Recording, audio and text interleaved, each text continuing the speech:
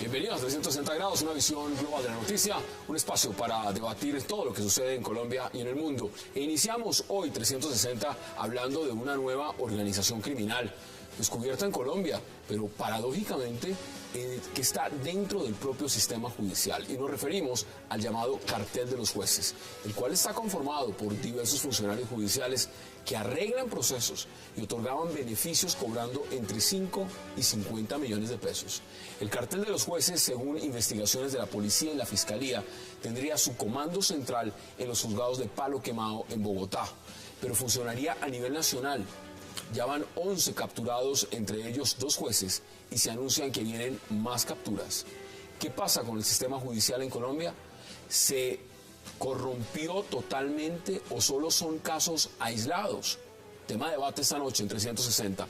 Y también en nuestro segundo bloque hablaremos acerca de esas medidas que tomará la ex senadora Piedad Córdoba al negarle a la Corte Constitucional una tutela que buscaba tumbar una sanción de la Procuraduría que la inhabilitó por 18 años por extralimitarse en contactos con las FARC. Piedad Córdoba anunció que acata el fallo de la Corte, pero que irá a la Comisión Interamericana de Derechos Humanos para reversar la decisión y volver a la arena política. ¿Qué pasa con el caso de Piedad Córdoba y por qué crea tanta controversia en Colombia? Tema de debate en 360 y no se muevan, que ya en segundo le damos la bienvenida a nuestros invitados.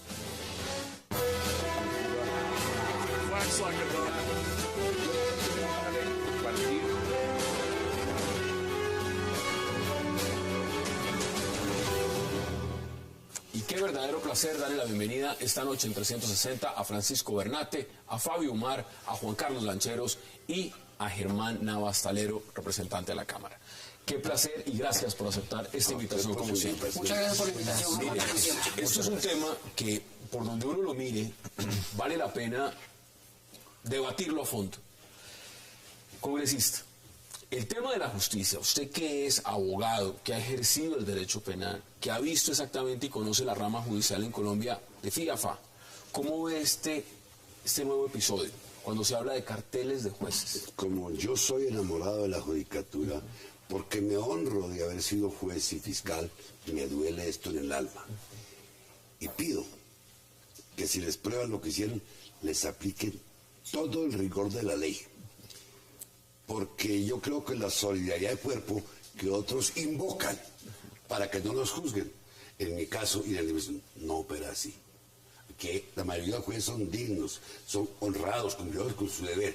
Si hay uno que se salga de la mano del redil, hay que sancionarlo con todas las de la ley, que les caiga todo el peso de la ley, porque están ensuciando uno de los elementos de los cuales habla la democracia y es la justicia.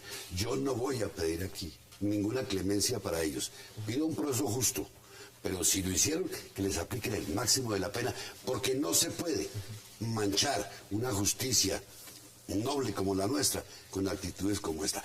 Y en esto me diferencio de aquellos que defienden el fuero penal militar para buscar que a sus compañeros que le faltaron a la militar no les hagan nada. Yo en este caso me pongo en la posición de hincha de la justicia para decirles, si lo hicieron mal, que la paguen completica. Bueno, ahí está la posición. Francisco, usted va mucho a los tribunales, va a Palo Quemado, tiene que estar allá como Fabio, por ejemplo. Viven realmente viviendo el derecho penal. ¿De qué tamaño es esta crisis? Y esto que estamos viendo, carteles de jueces.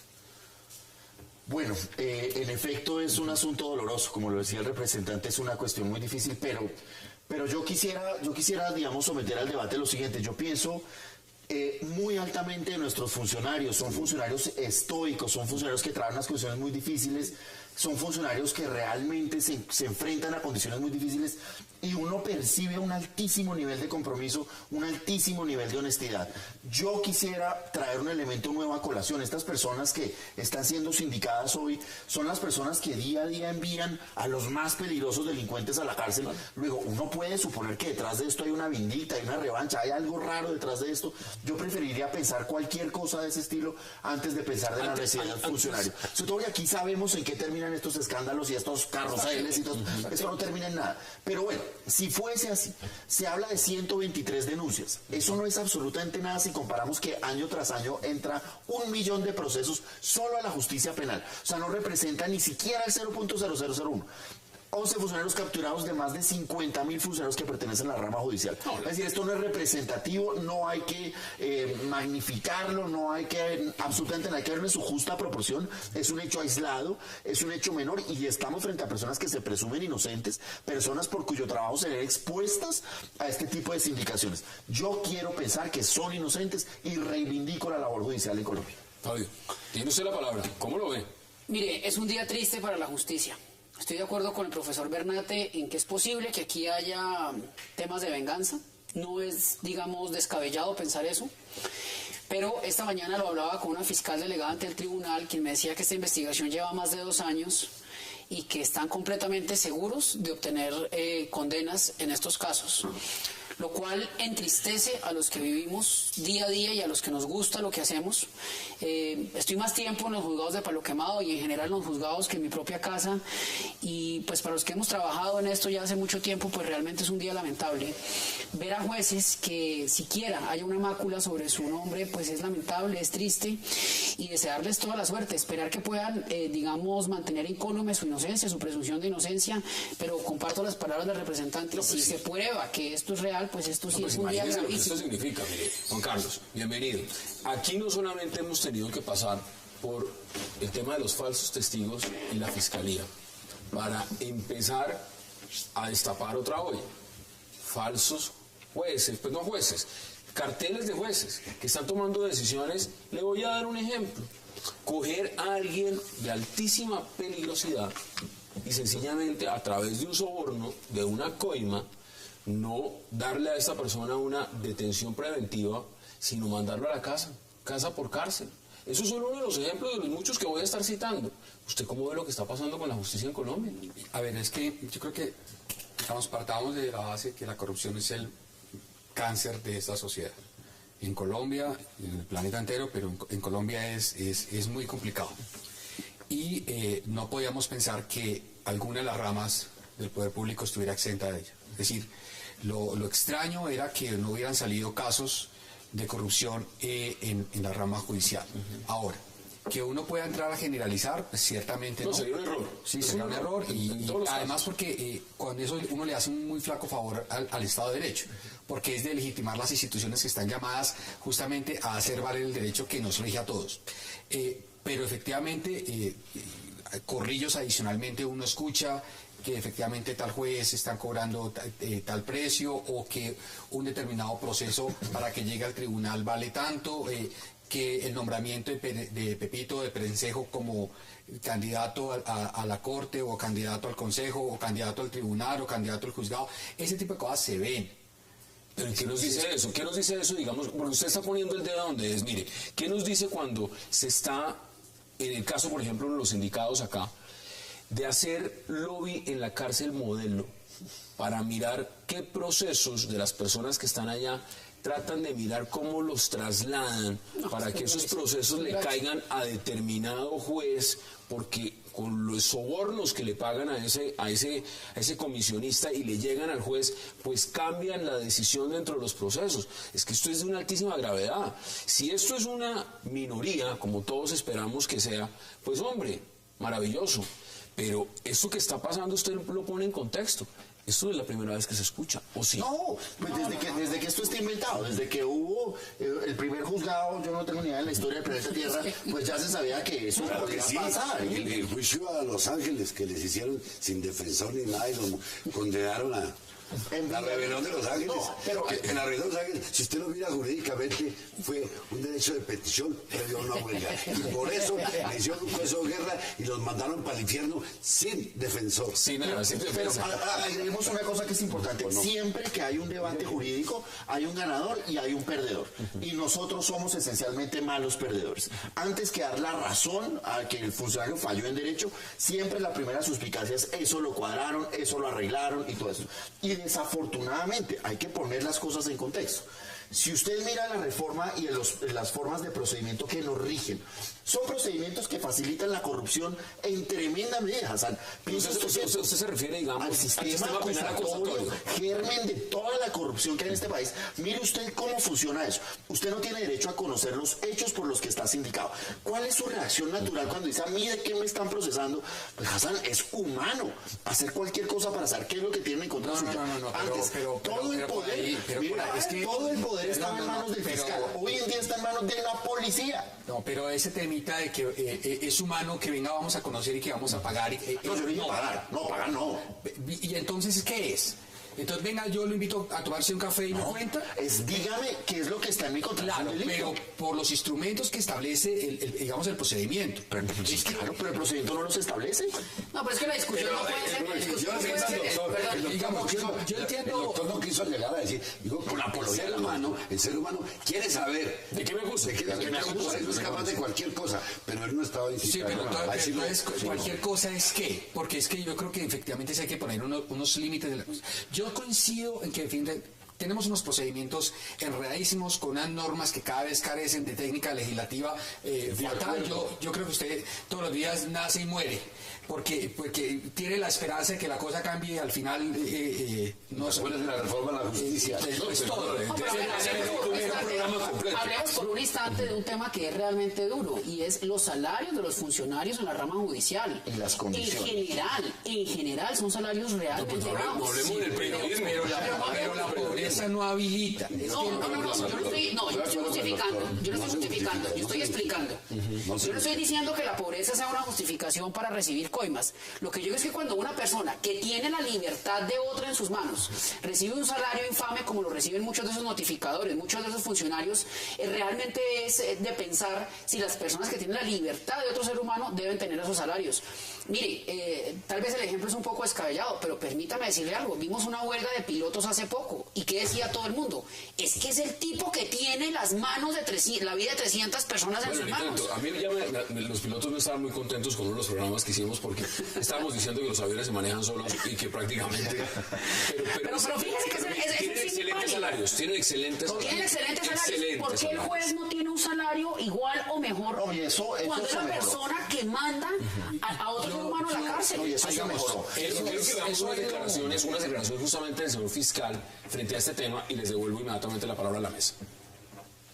Debemos circunscribir las irregularidades y los eventuales delitos en cabeza de los dos jueces de control de garantías que fueron capturados en el día de hoy. Debo destacar que se trata de un hecho muy grave, pero que se trata de un hecho aislado al interior de la justicia colombiana, que la actuación indebida, reprochable de 11 funcionarios de la rama judicial no puede desde luego extender un manto de duda hacia todos los jueces de Colombia y a los fiscales de Colombia y funcionarios de la rama jurisdiccional caracterizados por su honestidad y el compromiso con su trabajo. Creo que se trata de un hecho puntual, desde luego muy grave, pero un hecho que no podemos decir que es un hecho generalizado al interior de la Administración de Justicia.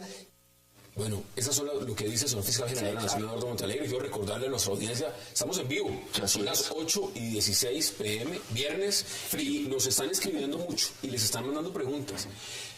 Giancarlo Mejía les dice, el principio del fin de una democracia es cuando la justicia se vende intereses no santos, y habla específicamente de la justicia. Ahora, dicen también, ¿qué pasaría con los procesos que están en ejecutoria teniendo en cuenta que estos jueces los mandan presos? ¿Nulidad? No, y hay que dejar una constancia porque también... ¿De dónde sacan la nulidad? Eso se le está preguntando Sebastián Ramírez. No. Hay que dejar dos constancias porque también los comentarios de que Fabio y yo estamos justificando la corrupción. Jamás. La repudiamos, la rechazamos. Eso no es. Usted nunca lo ha dicho. No, jamás, y no lo diría jamás. Jamás lo he hecho. Ahora, el punto es el siguiente. Esa decisión, pues si ya está en firme y no hay ninguna nulidad. Y frente a la primera apreciación natural, si hay algo costoso para una democracia, es la justicia. Pero no podemos hacer de la excepción una generalización. Esto es un hecho aislado. Son personas que se presumen inocentes. Son personas que están expuestas a un altísimo riesgo de ataque por 1000 frentes. Yo sí pienso que son inocentes. Yo sí los pienso. Eso es un punto valioso. Tengo que ir a la pausa, pero les voy a dejar en el aire uno de los ejemplos. Miren, hace un mes el juez tercero de descongestión en Cúcuta, Carlos Javier Bernal, le dio casa por cárcel y una multa de 100.000 pesos al señor alias Solarte. ¿Quién es alias Solarte? El principal secuestrador del ELN en el sur de Bolívar, que además, después de que le dieron esa belleza de sanción, pues se fugó. Se fugó. Y voy a darles más ejemplos. Vamos a la pausa en 360 y ya regresamos.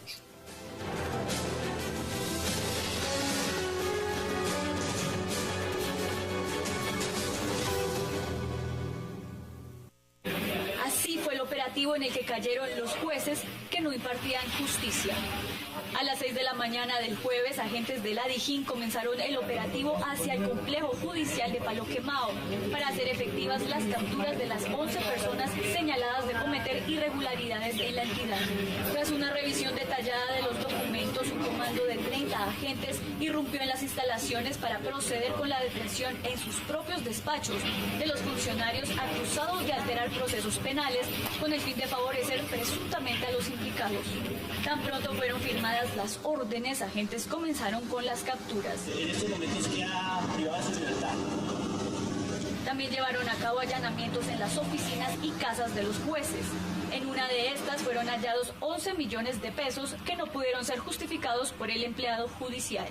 Según la investigación de la Fiscalía, los funcionarios habrían pagado entre 500.000 pesos y 100 millones de pesos para manipular algunos procesos. Regresamos a 360. Miren, yo les voy a recordar, porque ustedes, con que yo diga el nombre, ustedes se acuerdan. El caso del cebollero. ¿Qué tal esa? Bueno, el caso del señor Fritanga. El caso del indio. Socio Felipe Sierra. Libertad, se fugaron. Y luego vemos la película de lo que está pasando. Muchos dicen, ¿y esta gente movió plata o no movió plata? Pues claro que movió plata. Perdóneme que le quite la palabra.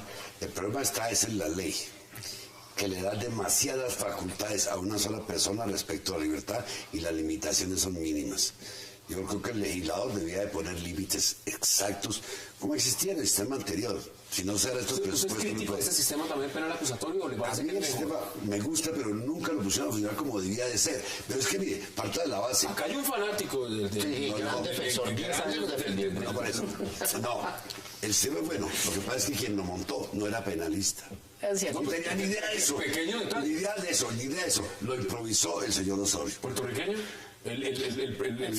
No, quiero montarlo entre el doctor Granados y el doctor Osorio, que eran los que nos llevaban a todos a Puerto Rico a mirarlo in situ. Eso sí. Pero es que el doctor Osorio no era penalista. De pronto, si esto lo hubiera montado una persona como Alfonso Gómez Méndez o el mismo fiscal actual, hubieran tenido otra visión.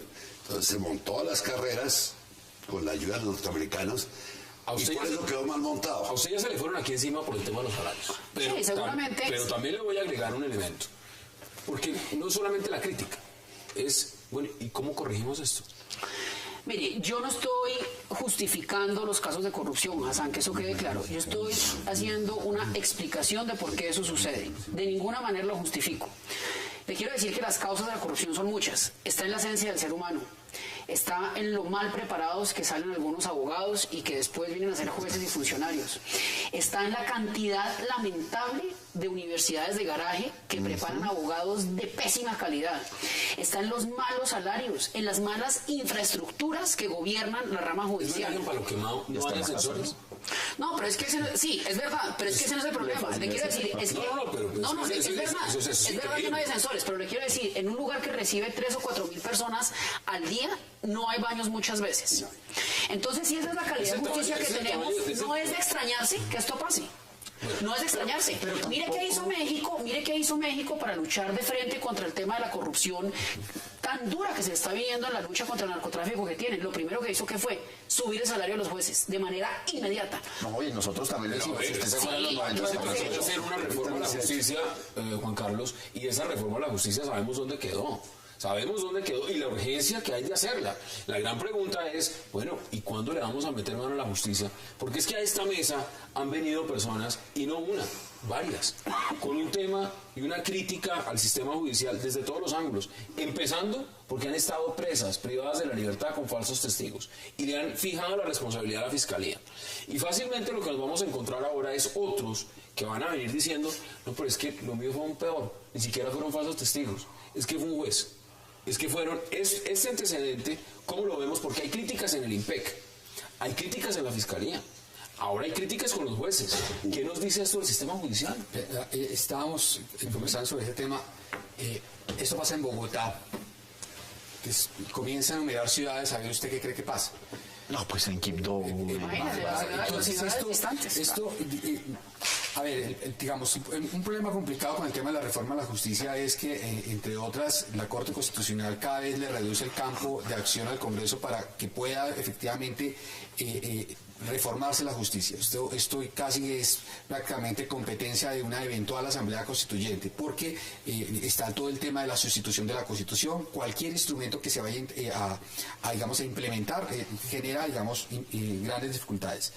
Yo, digamos, discrepo un poco el planteamiento anterior en el que usted decía que la corrupción está en la esencia del ser humano. Yo realmente no creo que esté en la esencia del ser humano, pero sí creo que hay un tema de valores en la familia. Digamos que facilita y que permiten que de alguna manera sean, digamos, comprados o pagados por terceros. Siempre está la posibilidad de decir que no.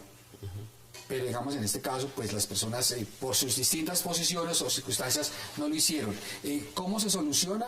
No es una solución barata ni rápida. Usted le puede subir el salario a los jueces y entonces y seguramente a los funcionarios y seguramente además de forma justificada y con razón. Pero los casos de corrupción que se manejan en Colombia son tan costosos que no existe ningún salario que usted le ponga a un juez que lo blinde absolutamente de la gran fuerte corrupción. Tiene toda la razón. El factor salarial no es exactamente el núcleo, es la formación de la persona. Yo le quiero contar, yo fui juez, fui fiscal, procurador. A mí jamás de los jamases, nunca me ofrecieron un peso. Por su carácter. Y cuando estuve litigando, los abogados se caen de que les piden. A mí nunca me pidieron un peso. Me pedían excusas, a ver, pero no más, por las moras. Pero digo, entonces yo digo una cosa, aquel que se deja tentar es porque estamos usando la pierna para que se la toquen. Sí, eso es cierto. Pero yo digo, en el comparto con el doctor, la formación de la persona es la que la hace a uno, pues. El ejemplo de su casa. Yo no tengo que ir a la justicia, doctor. No tengo que. A mí nunca me pidieron un peso. Pero, y como abogado migrante, nunca me pidieron como juez. Les quiero preguntar también algo, porque es que en Colombia la crítica también va en un sentido, y es monetario. Dicen, mire, si usted tiene dinero, a usted se le aplica una justicia muy distinta. ¿Por qué? Porque usted puede contratar un buen pool de abogados. Pero ahora, cuando usted dice es que no solamente tengo dinero para contratar un buen pool de abogados, sino tengo dinero para pagarle a los jueces, tengo dinero para pagar a los fiscales. No, se acaba la pues justicia, entonces, ¿de qué justicia estamos hablando? De ninguna. Pero hay que volver al punto, digamos. No por 11 casos que asumimos son inocentes. Podemos hablar de una cuestión generalizada y algo así. No, es un caso naturalmente muy aislado, muy específico, nada representativo. Pero, digamos, en esa misma línea que usted dice, Hassan, en el sentido de que quien tiene más recursos económicos tiene acceso a una mejor defensa, sin pensar en lo demás. Porque eso es la realidad. Pero hoy en día más que nunca, Hassan, porque piense usted que antes todas las pruebas se las proveía el Estado. Hoy en día el sistema acusatorio que tenemos es que usted se defienda con sus propias pruebas. Yo tengo dinero, pago los investigadores que yo quiera. No tengo dinero, no tengo derecho a eso. La nuestra hoy en día es una justicia elitista. Y yo quiero insistir en el punto, porque usted tiene razón. Mientras más remunerados y más preparados sean los funcionarios, esa es una forma de blindarse frente a la corrupción. Usted me está diciendo entonces los delincuentes, que son los que más plata podrían estar robando y sacando y desfalcando y dedicados a narcotráfico, lo que fuera, Judicatura son los que fácilmente pueden enfrentar mejor la justicia. Claro, pero nosotros, miren buen ejemplo que tiene Colombia en eso. A pesar de que aquí hubo los imperios económicos que hubo, los emporios económicos que hubo, nuestra Corte Suprema de Justicia siempre se mantuvo blindada, aún en la época en que eran peor remunerados, como en los años 80. O sea, naturalmente eso no está conectado. Es un problema cultural, es un problema económico, son 1.500 factores, pero no es una cuestión generalizada. Voy a contar lo siguiente, porque esto no es solamente un tema de carácter penal. Mire lo que tengo acá. Sí, bien. El cartel de los jueces, y se lo voy a poner, grupos de jueces y abogados se han convertido en tema de embargos a presupuestos en salud, regalías, recursos públicos, en fuente de enriquecimiento. Le voy a dar cifras, porque las tengo aquí enfrente mío. Magistrados de la Sala Disciplinaria del Consejo Superior de la Judicatura, jueces de jueces, parecen no dar abasto con 1.177 investigaciones en este sentido de funcionarios judiciales que han convertido los embargos de presupuestos de salud, regalías y demás en enriquecimiento personal. Fuente de enriquecimiento personal. Si eso es cierto, que les apliquen el rigor de la ley completico. Yo sí no voy a defender sinvergüenzas. Yo defiendo a la mayoría de jueces honrados. Pero si uno se descarrió, que se le apliquen todas. Pero mire la dificultad que se presenta. Mire esta dificultad. ¿Quién investiga a los jueces o a los funcionarios que fueron capturados ayer y que creo que todavía siguen en audiencias? Los mismos fiscales que también, encargados de investigarlos, que también están absolutamente atestados de trabajo sin las facilidades que deberían tener para adelantar estos casos. Es que no se le olvide que un fiscal aquí en Colombia en promedio tiene 500, 600 investigaciones cuando en promedio. Van 1.500. Cuando lo razonable es que tuviera 100 o 150. Es que el sistema no es proporcional. Pero no es el sistema acusatorio. Que cada vez que un parlamentario está mal genio, tiene guayabo, si mete un nuevo delito, lo mete al código. Es que eso nos va a acabar. El código colombiano. Aquí les escriben ya varios y dicen, como van las cosas, vamos a terminar saliendo debiéndole a los corruptos. ¿Esa es una conclusión? No. O sea, el hecho de decir que la mayoría de los funcionarios de la rama judicial son gente honesta y decente, no lleva a eso. Y si lo he de asumir, si me he de cargar la cruz de corrupto por defender a los jueces del país, la asumo. Denme sus conclusiones porque nos queda menos de un minuto. 20 segundos. Yo sé que es complicado. No, es que no hay conclusión, Hassan. Porque ¿Hay solución? esto va a seguir. Sí, pero la solución no es una solución ni barata ni rápida. O sea, esto tiene que ver, digamos, con una apuesta institucional de simplificación de normas, de tecnificación, de mejoramiento de las facultades de derecho, además de poner a la justicia, reconocerle a la justicia la majestad que tiene. Pues si usted entra a Palo Quemado, que se supone que es el centro penal de Colombia, y mire cómo funciona, pues usted qué puede esperar del resto del país. Lo decía, están trayendo casos de provincias, de regiones, porque dicen allá no hay garantías, los vamos a traer aquí y miren qué está pasando acá. ¿Cuáles son sus conclusiones? En 20 segundos. Lamentable lo que pasó, realmente penoso. Ojalá esta gente pueda demostrar su inocencia, pues, o pueda mantener la presunción de inocencia. Si no puede hacerlo, pues tienen que pagar con todo lo que pueda el Estado perseguirlos, y hay que trabajar mancomunadamente en que esto salga adelante. Mejores salarios, mejores universidades, mejores litigantes, mejor infraestructura sobre todo. Mire, le voy a dar la conclusión, representante, pero lo más preocupante de esto que estoy leyendo acá es que estos carteles de jueces y abogados estarían apropiando mediante distintos mecanismos de recursos de pensiones, de educación, de planes departamentales de agua y de creciente de regalías. Es decir, esto es gravísimo. Deme sus conclusiones en 20 segundos. Yo coincido con todos, es necesario ponerle seriedad al estudio del derecho y que haya un examen de Estado para que el sujeto, una vez termine en su universidad, así le den cum laude, el Estado lo someta a un riguroso examen, como acontece en la mayoría de países del mundo. Pero aquí, como dice, sale de la universidad de garaje con su título y ya está habilitado para ser juez. Entonces, cambiemos el sistema de enseñanza, exijámosles mayores requisitos antes de lanzarlos a la luz. Vamos a la pausa, porque regreso vamos a hablar también de Piedad Córdoba, de la Procuraduría y de otras cositas. Ya regresamos.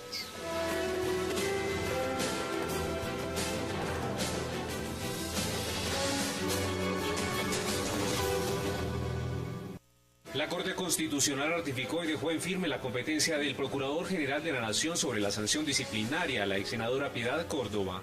La Corte Constitucional reiteró que conforme a la Constitución Política, la competencia para investigar y sancionar disciplinariamente a los congresistas corresponde al Procurador General de la Nación. La Corte se pronunció dentro de la acción de tutela presentada por la ex senadora Piedad Córdoba contra la Procuraduría General de la Nación al haber sido sancionada con destitución e inhabilidad general para ejercer cargos públicos por el término de 18 años. El alto tribunal señaló que aunque ese organismo negó el amparo de la tutela presentada por la excongresista, será el Consejo de Estado el que defina esta situación. Por lo anterior, la Sala Plena confirmó el fallo de instancia en el sentido de negar el amparo.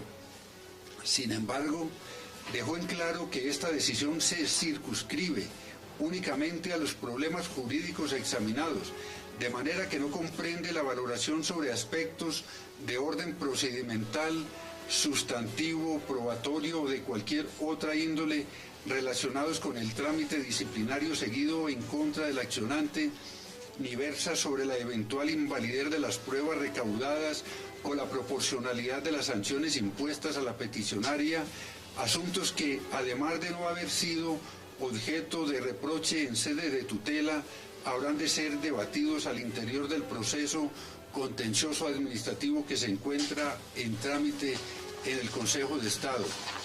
La ex senadora, después de conocer este pronunciamiento, ha indicado que acudirá a instancias internacionales, pues insiste que el Procurador General de la Nación no es competente para destituir o sancionar a congresistas que fueron elegidos por voto popular. Regresamos a 360. Fabio Mar, ¿qué dice usted de la decisión de la Corte Constitucional? Mire, me parece que la Corte está actuando en derecho. Las cosas hay que decirlas como son. Esa es una facultad, gústenos o no, que tiene el procurador en virtud del diseño constitucional que tiene Colombia, pues que se plasma en la Constitución del 91. Las facultades del Procurador General, no de la Procuraduría General como institución, de destituir a funcionarios públicos, como es el caso de la ex senadora Córdoba, pues está plasmada en la Constitución y encuentra un respaldo jurisprudencial en pronunciamientos de la Corte Constitucional, pues de vieja data. Otra cosa es que uno piense si una persona, un funcionario, en este caso el procurador, puede destituir e inhabilitar a una persona que ha sido elegida popularmente. Esa es la pregunta de fondo. Por miles o por cientos de miles, por ejemplo. Pues claro, ¿sí? Es que él podría destituir a una persona que tenga 2 o 3 millones de votos. La pregunta es si eso puede o no suceder. Hoy en día en Colombia ese debate está decantado y eso sucede y puede suceder. Otra cosa es que nos sentemos y rediseñemos la Constitución. Y todos, por supuesto, me imagino muy respetuosos de las decisiones judiciales y más de un alto tribunal en Colombia. Por supuesto. Dice la ex senadora Piedad Córdoba, yo respeto el fallo de la Corte Constitucional, más no lo comparto. Pero agrego un elemento, el país no puede estar bajo el control de la Procuraduría. Ahí hay un debate. Sí, hay un debate. Ahora, y ella lo amplía, dice, no importa quién sea el procurador. O sea, es la figura del poder, del procurador. Ahora, ¿usted está de acuerdo con esa posición o Perfecto. Mira, este es un país que se quedó sin Congreso. Se quedó sin Congreso porque es un Congreso asustado. Es un Congreso asustado. El Congreso... Pero bien pago. Como lo mismo que los magistrados de la Corte, que el fiscal general. Lo mismo que todos. Lo mismo que todos. Porque es que lo que pasó, la devolución de lo quitado, no fue por culpa del Congreso, sino de los magistrados, del Procurador General, del fiscal. Ellos fueron todos a pedirle allá al presidente, nos fuimos nosotros. Ellos fueron. ¿No fueron los congresistas? No, señor. No, hay todos no. Eso es un dato importante. Y yo no voy a hacer demagogia y decir que devuelvo eso porque no puedo devolverlo. Porque el pagador le tiene que pagar a usted una suma, esa. Y usted no le... no. Eso es lo que se consigue. Lo más es para... Pero mire, hay una prueba con el Congreso. El Congreso está asustado. Le tienen miedo a los ministros. ¿Por qué le tienen miedo a los ministros? Porque si no les votan como ellos quieren, no les dan lo que están pidiendo ellos. ¿A todos los ministros o a alguno en especial?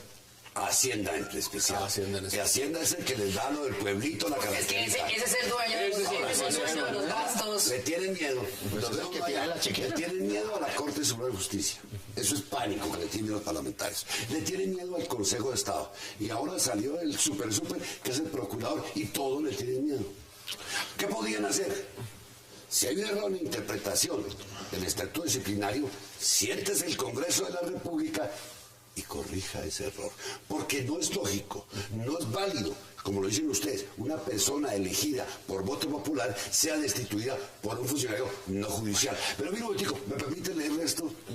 Aquí está la Convención Americana sobre Derechos Humanos. Ahí, la senadora Piedad Córdoba aquí está. pero mire, veamos qué dijo primero el procurador, porque el procurador también habló del tema. Él dice que la ley está vigente y punto. Veamos qué dice el procurador. ¿Qué hacemos? Yo pienso que la Corte Constitucional se ha pronunciado y son instrumentos que el ciudadano tiene para acudir al juez constitucional al fin de que dirima si se desconocieron o no derechos fundamentales. Entonces, a mí me parece que es apenas legítimo que cualquier ciudadano acuda al juez constitucional, pero creo que la Corte se ha pronunciado en orden a definir y a determinar cómo no se desconocieron los derechos fundamentales que se aducían fueron desconocidos. Mire, eso es un tema constitucional y la Constitución es muy clara. A uno no le puede gustar la Constitución, pero entonces toca cambiarla. No, pero es que es la que hay. La Constitución está ahí. ¿Cómo ve usted la decisión de la Corte Constitucional? La decisión de la Corte Constitucional, más allá de lo que ya han dicho el representante y Fabio, pues es lo que hay, es lo que está ajustado. Naturalmente que los debates pueden ser amplísimos, pero más allá de que la persona haya sido electa popularmente por millones de votos, adquiere en ese momento la condición de servidor público y eso la hace sujeta a ese tipo de vigilancia. Es decir, el argumento no puede estar ahí porque esas son las reglas que existen. Ahora, yo quiero llamar la atención sobre una cosa que sí llama mucho, digamos, sí suena muy mal del diseño constitucional que tenemos. Mire que aquí los procesos son eternos. Se pronunció la Procuraduría, la sancionó. Se fue a la Corte Constitucional, va al Consejo de Estado. Si no me sirve, me voy para afuera. Entonces, estos procesos van a durar 30 años. Eso es lo que tenemos. Aquí los procesos nunca, jamás terminan. Aquí todo es un desorden, instancia sobre instancia, pero el mensaje es claro. Aquí nadie puede estar sobre la ley. Ahora, mire como un mismo hecho, como es la validez de una prueba, que son los famosos correos del computador, mientras para la Corte Suprema de Justicia no tuvieron ningún valor, para la Procuraduría tiene todo el valor. Es un desorden. Usted pone un elemento claro. Esto podría darse si no se hubiera dado el tema de la custodia de los computadores, de los documentos del computador de Raúl Reyes. Pues evidentemente eso podría ser farpolítica. Y claramente podrían decir, hombre, aquí hay gente condenada por parapolítica. Y si eso hubiera tenido validez en alguna medida, pues aquí habrían investigaciones de otro tema. Y no solamente responsabilidades administrativas y sanciones administrativas, sino de carácter penal. Es que yo no me escapo de la sanción, pero la sanción debería de ponerla el juez constitucional, que es el Consejo de Estado. Me voy a parar en esto. Salirse del procurador. El procurador no tenga esa facultad de su opinión. Exacto. Y la culpa de que la tenga el procurador es del Congreso, que en el estatuto disciplinario la consagró. La amplió, lo que decía la ley quinta lo abrió. Pero miren lo que dice la Convención Interamericana de Derechos Humanos que Colombia suscribió. Dice, derechos políticos. Todos los ciudadanos deben gozar de los siguientes derechos y oportunidades. Nos va enumerando, elegirse, elegir. Luego dice, la ley puede reglamentar el ejercicio de los derechos y oportunidades a que se refiere el inciso anterior, exclusivamente por razones de edad, nacionalidad, residencia, idioma, instrucción, capacidad civil o mental o condena del juez competente en proceso penal. Es decir, eso se va para allá. Pero a ver, lógicamente, porque con esto... Juan Carlos Lancheros, acá hay un tema. Mire, el procurador fue muy claro. Y el procurador no se inventó el poder que tiene. Él no llegó en la mañana a su oficina. Maya no quiso, un momentito. Maya no quiso llegar hasta allá. Maya entendió investigar, ¿qué es lo que dice? Investigaba y le enviaba el proceso, se lo enviaba al Consejo de Estado. Hasta ahí llegó el doctor Maya. Que lo amplió. Lo amplió, se lo resolvió, quitar investiduras, lo que él no podía hacer. ¿Es eso cierto o no es cierto? Porque constitucionalmente le voy a contar no solamente lo que dice el común, los penalistas, los analistas, los constitucionalistas, le voy a decir lo que dice la Corte Constitucional. La Corte Constitucional deja en firme la destitución e inhabilidad por 18 años por haberse extralimitado en contactos que hizo con las FARC para la liberación de un grupo de secuestrados. Esto no lo dice cualquiera, lo dicen 7 años. Y es un juez colegiado. ¿Qué dice usted al respecto? Respetando la posición que tiene la Corte, yo no estoy de acuerdo con esa posición. No solamente por el tema de la legitimidad popular, sino porque pues aquí tenemos varias justicias.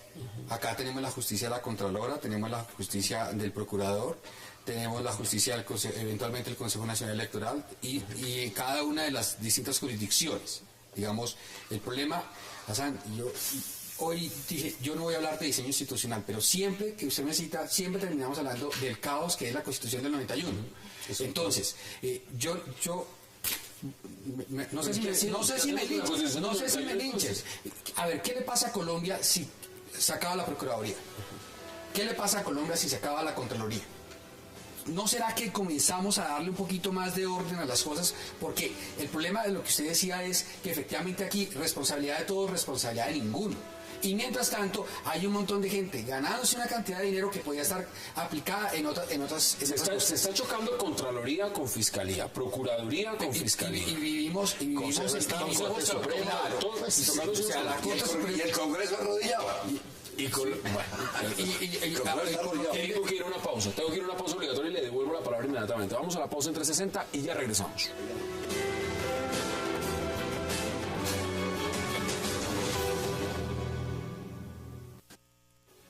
Respeto fallo de la Corte Constitucional, mas no lo comparto. El país no puede estar bajo el control de la Procuraduría, sea quien sea el procurador. Creo en el derecho, en el corazón y la razón. Por eso iré a sistemas de protección de derechos humanos. No estoy muerta políticamente. Sueño con un país mejor y lucharé por construirlo. Esa es la manera más hermosa de hacer política. Regresamos a 360, estamos en vivo, son las 8:48 p.m. hora de Bogotá, Quito y Lima, y por supuesto agradecerles a todas las personas que nos están viendo y escribiendo desde todas las regiones del país y que nos ven a través de la señal de Cable Noticias. Mire, dice Piedad Córdoba en su Twitter: no estoy muerta políticamente. Y yo quiero preguntarle lo siguiente: si en este momento ella no estuviera inhabilitada para hacer política y decidiera lanzarse al Senado y pudiera hacerlo, al Congreso, a Cámara, al Senado, ¿cuántos votos cree usted que le podría quitar a los liberales, a un montón con marcha patriótica? Uno puede estar de acuerdo o no con lo que ella postula, pero uno no puede desconocer que es una persona que tiene una fuerza electoral importante. Claro. Pero también hay que decirlo, le asiste la razón en la que está diciendo, políticamente muerta está. No, es que la única forma de hacer política no es hacerse elegir. Ella puede acompañar un proyecto, puede hacer un discurso, puede hacer lo que usted quiera. ¿Qué está haciendo? Por supuesto, entonces políticamente no está muerta. Yo no comparto ninguna de las tesis que ha expuesto o que expone la ex senadora, que eso quede claro, pero estoy totalmente de acudo con usted. Sí. Imagínese, donde ella se lanzara, póngase en el escenario que no estuviera inhabilitada y que se lanzara mañana. No, ¿Cuánto un montón de votos del polo, de todas estas cosas de la izquierda que no sabemos bien dónde se ubican, y del Partido Liberal se llevaría un montón de votos. Ella sería una mujer que tendría una cantidad de votos. No comparto su ideología en absolutamente nada, pero eso no quiere decir que uno no diga que es una actora políticamente, retomo lo que escribió la ex senadora en su cuenta de Twitter. Políticamente, ella dice: no estoy muerta. Es que el mismo Consejo de Estado lo dijo. La Corte Constitucional lo dijo. Lo que pasa es que el camino es atacar la nulidad por eso, pero allá, no acá. De verdad que... ¿Esto pasa en el Consejo de Estado? Ya hay un proceso en el Consejo de Estado que toca ese tema. Aquí la Corte lo que dice, esa sanción se puso conforme a esto y punto. Pero allá tiene usted... Allá está andando. Ahora, y no está muerta porque la misma Corte nos está diciendo, allá te otro. Ahora, ya desde el punto de vista del derecho internacional, si uno mira la Convención Interamericana, entendería que es claro eso. Porque de lo contrario, de seguir esta tesis de que el procurador puede acabar con cualquiera, está silenciando a los políticos. Por eso digo yo, los políticos tienen miedo, porque el procurador, frente a cualquier situación, puede... Hay que recordar que son los mismos congresistas quienes eligen al señor procurador, ¿no? Los senadores. Los senadores. Distingamos una cosa de otra. No usted en la Cámara. No usted en la Cámara. Los senadores. Es que usted el resultado no sería sustancialmente diferente. Le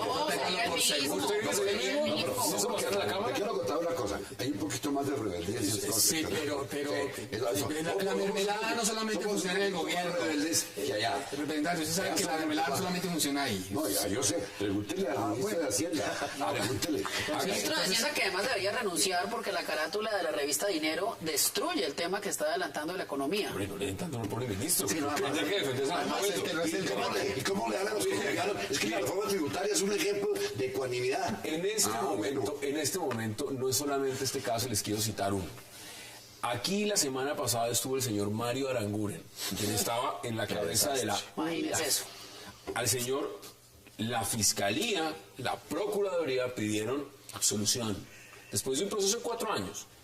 Pero, ¿sabe por cuánto le inhabilitó la procuradora? 18 años. 18 años. Pero es que eso es inexplicable. Bueno, 18 años. Un señor que la Procuraduría y Fiscalía después de 4 años dice, hombre, absolución, y el señor está inhabilitado por 18 años. No, eso sí. Y bueno, ¿qué nos dice eso del organigrama? Y por eso le doy la palabra. Porque es que ahí es donde está todo el meollo del asunto. Aquí. Eso solo pasa en Colombia. Sí, es que eso no funciona en otros lados del planeta. O sea, cuando la responsabilidad de todos es en el fondo de nadie. Y aquí entonces es como cuando uno va en el Transmilenio que lo empujan de un lado y del otro y uno al final no sabe, y al final cuando sale del bus, entonces usted ya se le roban la billetera, se le roban el celular, todo. Acá ocurre lo mismo. Entonces, parte, digamos, de acabar con este sistema de corrupción del cual usted comentaba al comienzo, tiene que ver con eso, con simplificar las cosas, con simplificar las normas, con darle claridad a los ciudadanos realmente de qué es lo que nos está rigiendo a todos. Porque es una constituyente. Pero sí, pero tal vez por unas razones diferentes a las que, digamos, la gente o el partido uribista o lo que sea lo está planteando, o las FARC. Acá efectivamente hay un diseño institucional erróneo, de la forma como se eligen a los congresistas, el Senado, la Cámara, las altas cortes. Acá es Tongo le dio Borondongo le dio Barragea, todo el mundo y ya, todo el mundo contento, y realmente que no sabe uno de quién es la responsabilidad. Y yo le digo, por ejemplo, en materia fiscal. Me quedan menos de 2 minutos y medio. Empecemos a resumir. Por eso, digamos, ¿de quién es la responsabilidad de la política criminal del país? ¿De quién es? Del Consejo de Política Criminal que nunca sesiona. Por eso, A ver, pero por si eso. tenemos un Y si al fiscal le va mal, ¿qué puede hacer el Congreso? Nada, el presidente, nada. Pero a ver, si y resulta que no tiene ningún tipo de legitimidad popular en su elección y es responsable de ejecutar ¿qué presupuesto ustedes decían? 2 billones, la fiscalía, 1 billón y cualquier billón de pesos. ¿A quién le rinde Además cuentas? tenemos un fiscal que no está acusando, a nadie, no le rinde cuentas a nadie. Ahora, deme sus conclusiones en menos de 30 segundos. Bueno, que el Congreso tiene que ponerse serio con el país, tocar esos temas y modificarlos, pero modificarlos pensando en el país, no en los partidos políticos ni las cuotas Bueno, a ustedes va a llegar, y ahí me refiero a la Cámara, les llega dentro de poco el chicharrón, que es la reforma a la salud que llega en ambulancia. Si me la llevan así como está, yo no voto esa cosa. No la voto. Va en ambulancia, acuérdense, va en ambulancia.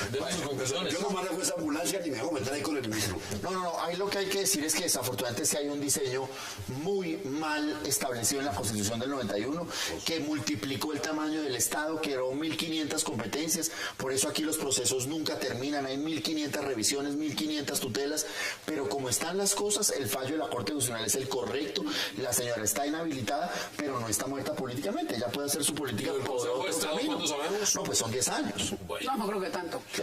Conclusiones.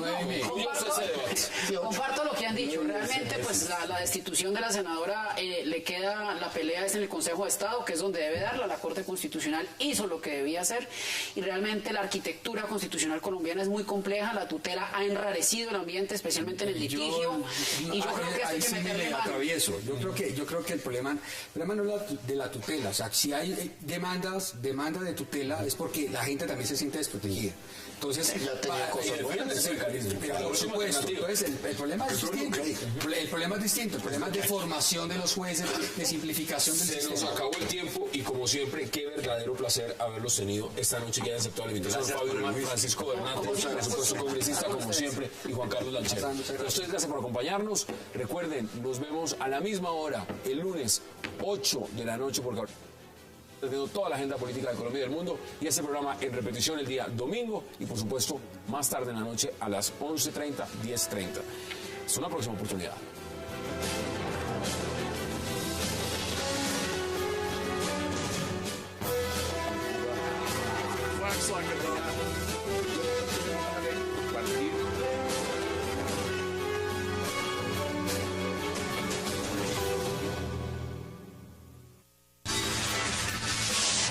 Este sábado a las 10 de la noche, lo mejor del entretenimiento llega a Cable Noticias.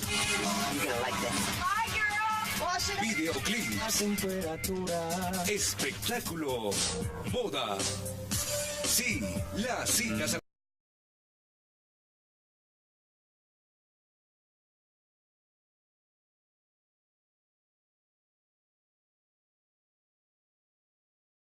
nada. Pero bueno, si fuese así, se habla de 123 denuncias. Eso no es absolutamente nada si comparamos que año tras año entra 1 millón de procesos solo a la justicia penal. O sea, no representa ni siquiera el 0.0001.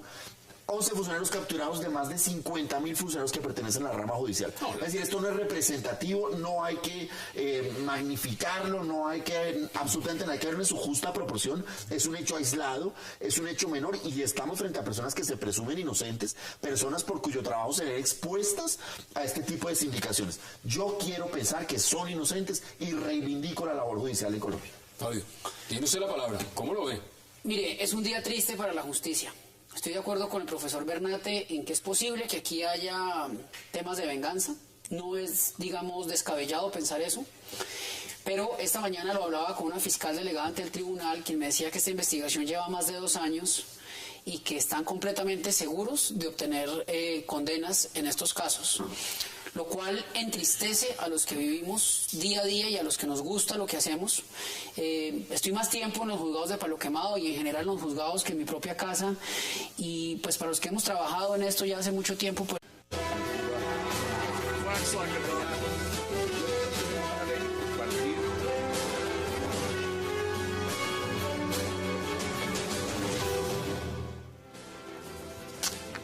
Bienvenidos a 360 grados, una visión global de la noticia, un espacio para debatir todo lo que sucede en Colombia y en el mundo. E iniciamos hoy 360 hablando de una nueva organización criminal descubierta en Colombia, pero paradójicamente que está dentro del propio sistema judicial. Y nos referimos al llamado cartel de los jueces, el cual está conformado por diversos funcionarios judiciales que arreglan procesos y otorgaban beneficios cobrando entre 5 y 50 millones de pesos.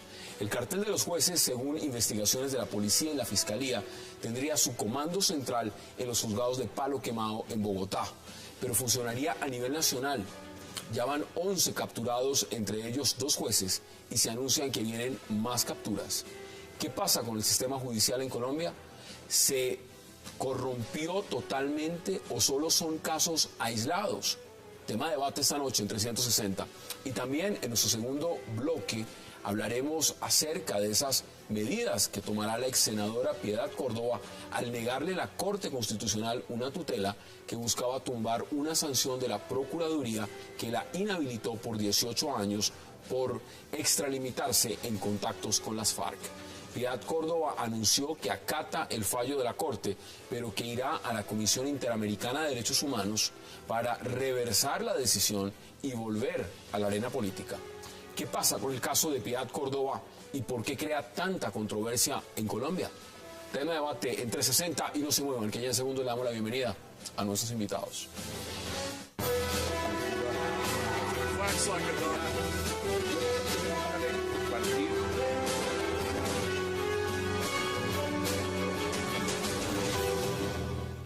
Y qué verdadero placer darle la bienvenida esta noche en 360 a Francisco Bernate, a Fabio Umar, a Juan Carlos Lancheros y a Germán Navas Talero, representante de la Cámara.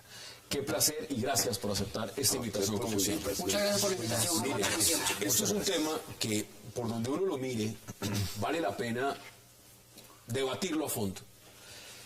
Congresista, el tema de la justicia, usted que es abogado, que ha ejercido el derecho... Que le faltaron a la militar, no les hagan nada. Yo en este caso me pongo en la posición de hincha de la justicia para decirles, si lo hicieron mal, que la paguen completica. Bueno, ahí está la posición.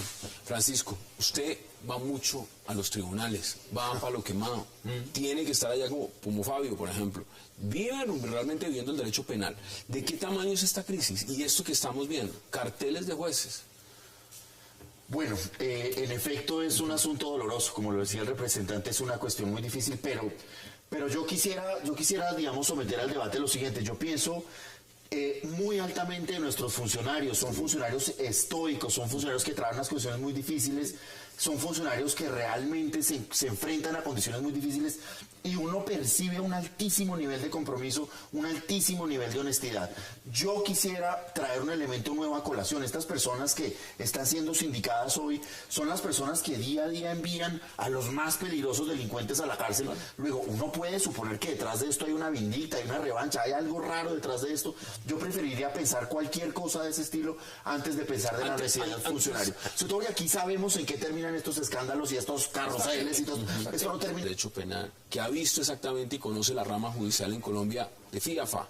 ¿Cómo ve este nuevo episodio cuando se habla de carteles de jueces? Como yo soy enamorado de la judicatura, porque me honro de haber sido juez y fiscal, me duele esto en el alma. Y pido que si les prueban lo que hicieron, les apliquen todo el rigor de la ley. Porque yo creo que la solidaridad de cuerpo que otros invocan para que no los juzguen, en mi caso y en el de no opera así. Que la mayoría de los jueces son dignos, son honrados, cumplidores con su deber. Si hay uno que se salga de la mano del redil, hay que sancionarlo con todas las de la ley, que les caiga todo el peso de la ley, porque están ensuciando uno de los elementos de los cuales habla la democracia, y es la justicia. Yo no voy a pedir aquí ninguna clemencia para ellos. Pido un proceso justo, pero si lo hicieron, que les apliquen el máximo de la pena, porque no se puede manchar una justicia noble como la nuestra con actitudes como esta. Y en esto me diferencio de aquellos que defienden el fuero penal militar para buscar que a sus compañeros